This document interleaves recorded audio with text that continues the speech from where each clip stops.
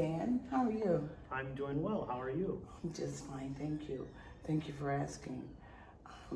My name is Barbara Williams. This is Daniel Weckman. We're doing an interview on what he does here and the purpose of this work that he does.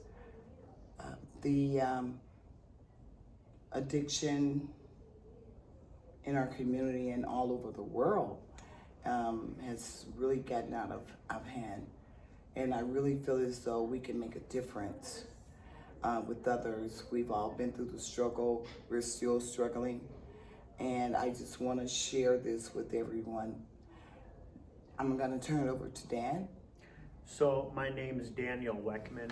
I'm the outreach coordinator and site supervisor here at Twin Cities Recovery Project. I'm a person in long-term recovery. What that means to me today is I suffered from a meth addiction that lasted over 15 years of my life. I'm proud to say that today I'm almost 5 years clean. Congratulations. Thank you so much, Barbara. Through the process of recovery, I have completely turned my life over. I used to be an individual that would take from society, and now I'm in a position where I get to give back.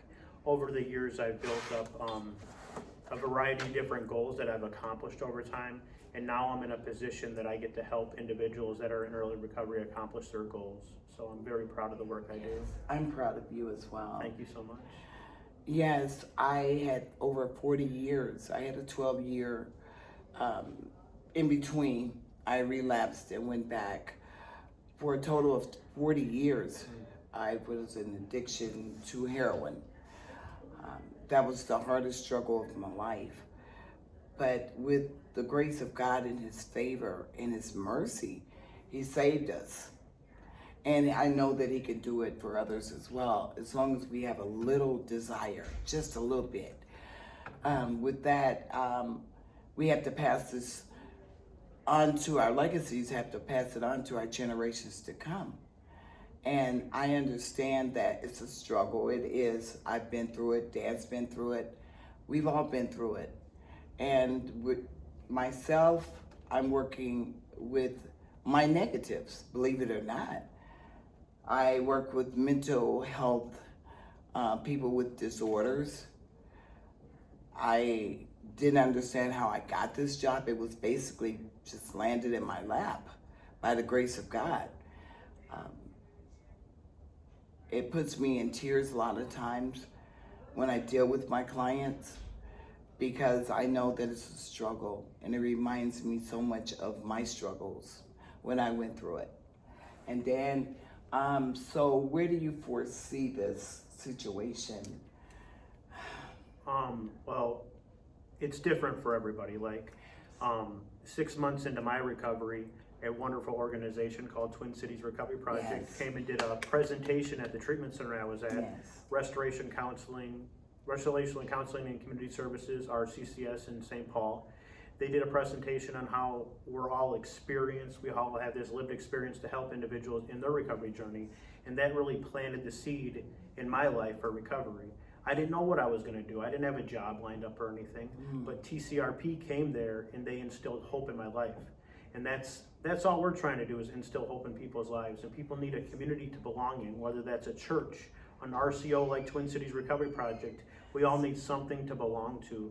And that's all we're trying to do out here in the community, is show people that they're loved and love them until they're ready to love themselves. So that's all TCRP is doing. That's all I'm trying to do.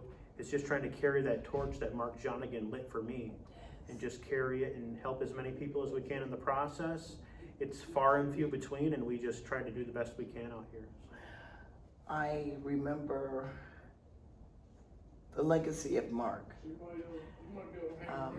He didn't live it out, but he did live it through others. And I'm so proud of this organization. I am. We need more of this in our communities. I've lost a son to addiction. I couldn't save him because I didn't have the knowledge. I was struggling myself with my addiction. But I know that he would be proud of what we're doing now. It's basically It's a struggle, as Dan said. It's a struggle. Nothing comes overnight. It took me years to get this sobriety and keep it. You gotta work at it. Yeah. Gotta keep working at it. Day in, day out. Yes. And they call me a crybaby. Every time I think about what God has done for me in my life and how I had the strength. He gave me the strength. I don't want to leave a legacy of my grandchildren saying my grandmother died of addiction. I don't want that. I want them to say she died of natural causes or whatever, but not through an addiction. We get to be that beacon of hope for people, because if you would have asked me 5 years ago if I was going to have a career in peer support or helping people, that I was going to be on a platform where I could talk to somebody on a professional setting, would I ever believe that I'd be a homeowner right now? No, but God willing, I am. I have so many things in my life that I am proud of, and you just got married too, and I right? just got married too. Oh wow! How can I forget about that, right? So I'm sitting here before you today. I have a career where I don't have to worry about bills. I get to help people along their recovery journey. I'm married. I'm a homeowner. I own my own car. I have auto insurance. I have health insurance. It's just amazing, and I would not think I would be today where I am if it wasn't for TCRP.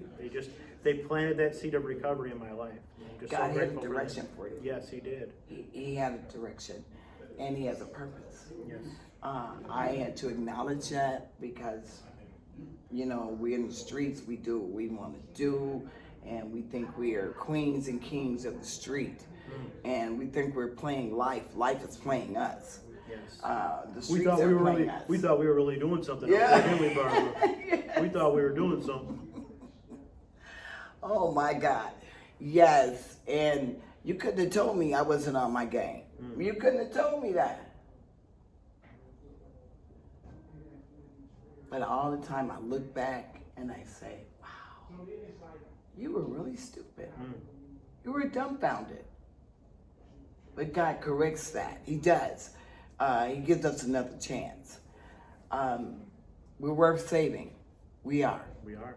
And with the addictions going on, it's horrific. It's sad. I can't save the world. We can't save the world. But we can make a difference. And we have hope for all. Yes. I can share the love.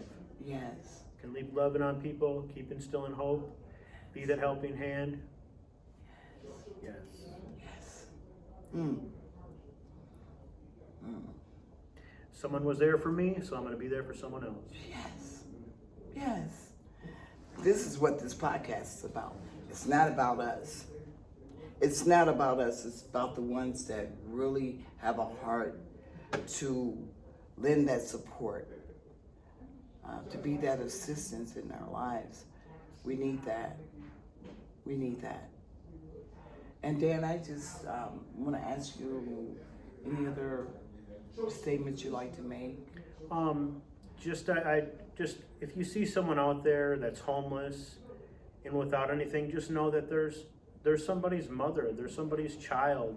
They're a human being. They need love just like anybody else. So instead of just snarking at them and not thinking anything of them, remember they're a person too. And maybe you don't want to give them money or something like that, but say hi to them. Just say hello. Let them know that they are a person and then they're cared for.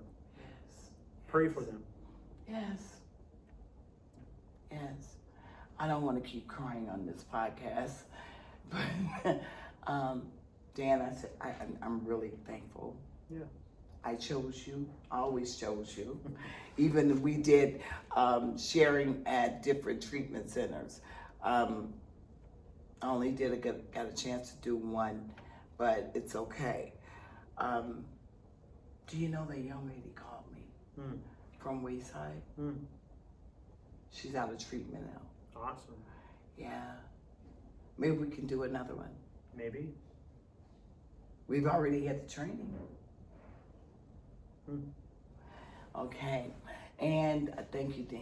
You're Thank welcome. you so much for Thank your you for having me, time. and I feel the passion and the love you're expressing here, and I hope this turns out big.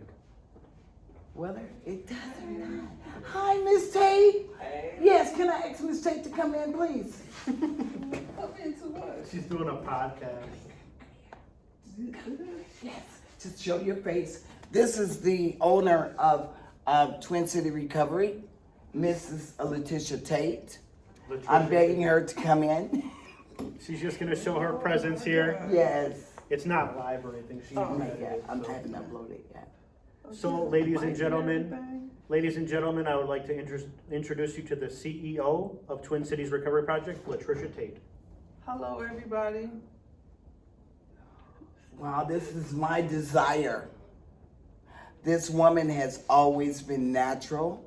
She's never showed me shade. She's a natural. And this organizations that she has, wow, it's outstanding. And I